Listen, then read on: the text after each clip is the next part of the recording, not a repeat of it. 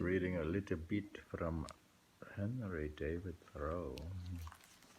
Anyways, John, meanwhile, had been making his own plans and was now actively pursuing Ellen. John, his brother, is pursuing his girlfriend, Ellen. On September 30th, he took the stage to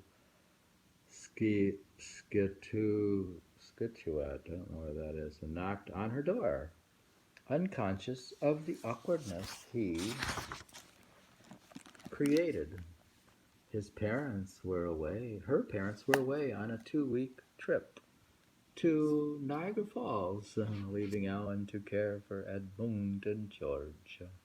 Otherwise, only the occasional maid was present.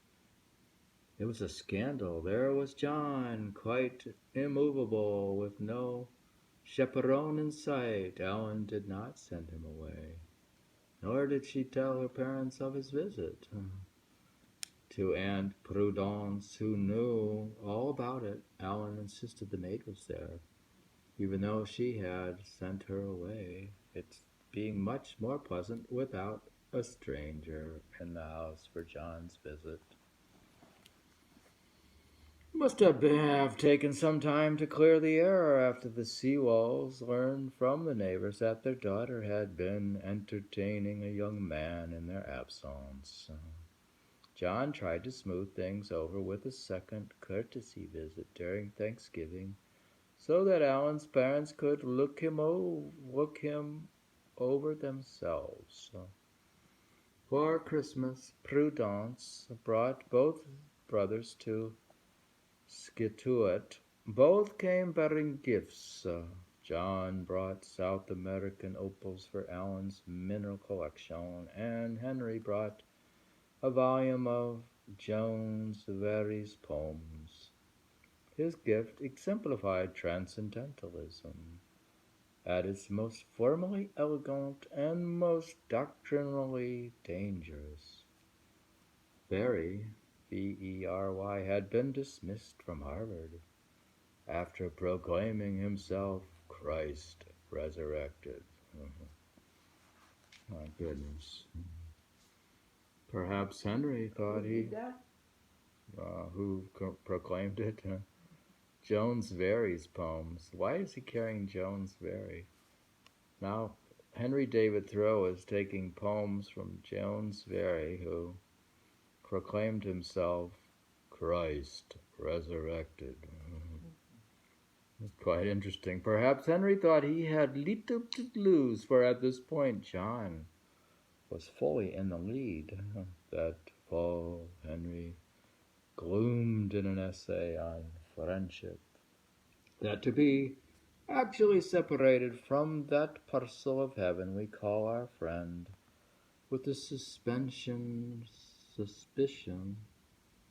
that we shall no more meet in nature, is source enough for all the elegies that were ever written. My friend will be as much better than myself, as my aspiration is beyond my attainment. These matters rested until June, when Allen visited Concord again. Henry had her to himself for an afternoon. Quote, "The other day I rowed in my boat, a free, even lovely young lady, and as I plied the oar she sat in the stern, and there was nothing but she between me and the sky." The moment didn't last long.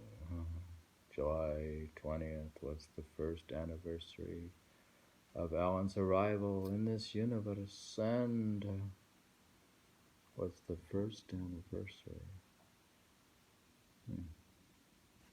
John decided to act. He went the words to Scituate, and while walking on the beach, led Alan out of Prudence's hearing long enough to propose marriage. Alan said yes. What happened next is conjecture.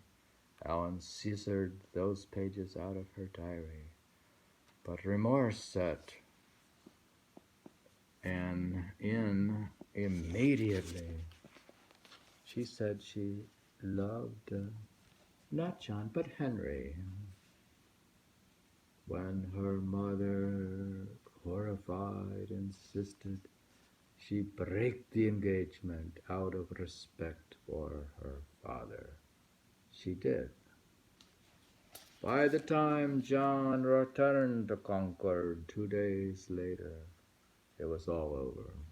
In his journal, Henry wrote, quote, "These 2 days that I have not written in my journal have really been an eon in which a Syrian empire must rise and fall.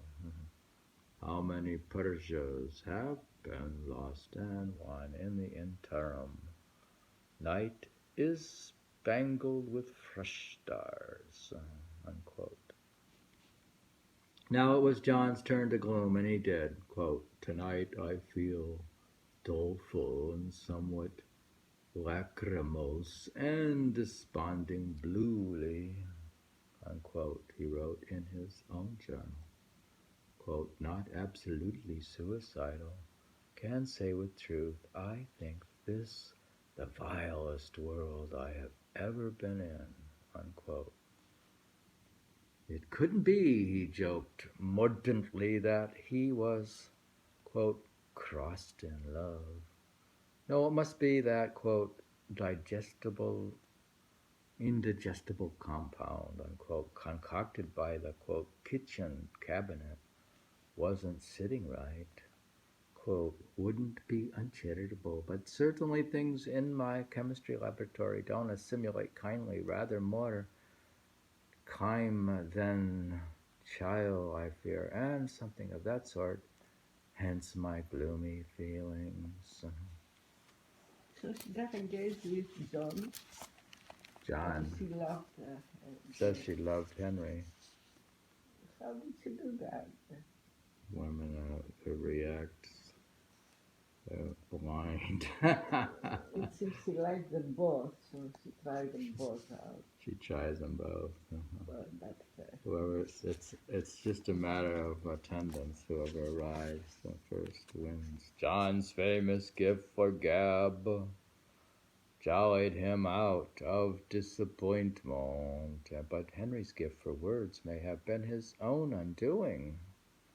Henry should have gone to Sec-Ski-Tuet to press his case with Ellen in person, as John had done.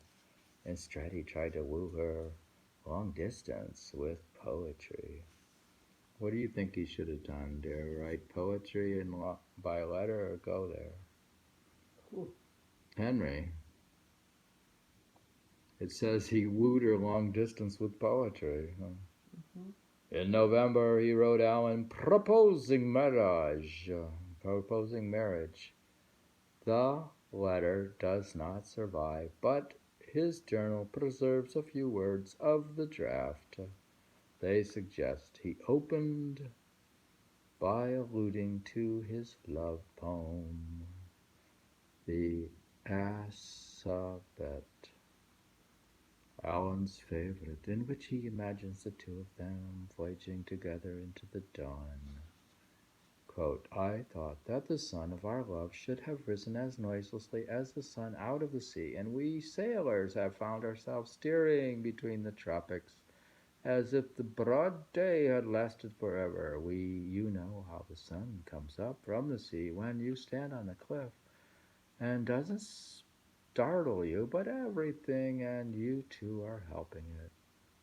Ellen had kept the poem and treasured it, but she could hardly turn down one brother, then accept the other. And her father, an old-school Unitarian minister, refused to allow his daughter to marry a transcendentalist. The notoriety after Emerson's scandalous Trinity School address made that impossible. And besides, Thoreau's work as a teacher hardly produced a solid income. Alan's letter refusing Henry's proposal has not survived, although her letter to Prudence suggests she followed her father's order to make it short, explicit, and cold. Did you ask Kathy when to take the dogs out there? No, but if you want me to stop, Yeah, go ahead. we had read about the brothers of John and Henry proposed to Alan. We were reading in the book The Life of Henry David Thoreau, how he was rejected by a Unitarian because her father didn't like transcendentalists, Unitarians, even though Harvard was a kind of Unitarian school. But he just didn't make enough money teaching, and his brother already failed in the proposal. So, what do you think, dear? Would you have married Henry David Thoreau? What did his brother do? Would you have married Henry David Thoreau? Yes. Yes. Okay. There's the answer.